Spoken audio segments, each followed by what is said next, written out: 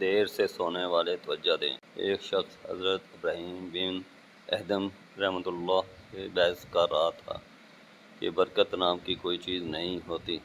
آپ نے فرمایا، تم نے کتیا اور بکری دیکھی ہے؟ وہ بولا، ہاں۔ آپ نے اس شخص سے پوچھا، کتیا اور بکری میں زیادہ بچے کون دیتا ہے؟ وہ بولا، کتیا۔ آپ نے فرمایا، تمہیں بکریاں زیادہ نظر آتی ہیں یا کتے؟ وہ بولا، بکریاں۔ حضرت ابراہیم بن ادھم فرماتے ہیں، حالانکہ بکریاں ذبح ہوتی ہیں مگر پھر بھی کم نہیں ہوتی، تو کیا یہ برکت نہیں ہے؟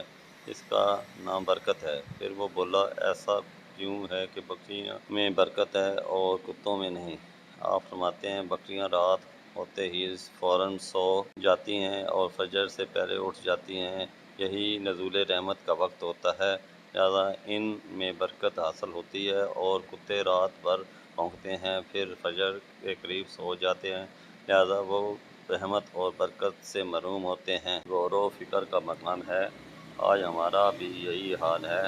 ہم اپنی راتوں کو فضولیات میں گزارتے ہیں اور وقت نزول رحمت سو جاتے ہیں۔ اس کی وجہ سے نہ تو ہمارے مال میں برکت ہے، نہ ہی ہماری اولاد میں، اور نہ ہی کسی دوسری چیز میں برکت رہ گئی ہے۔ اگر آپ کو میری یہ ویڈیو اچھی لگے تو میرے اس چینل دین دنیا کو سبسکرائب کر دیں اور بیل کے آئیکن کو دبا دیں تاکہ مزید آنے والی ویڈیو آپ کو بر وقت مل سکے۔ شکریہ۔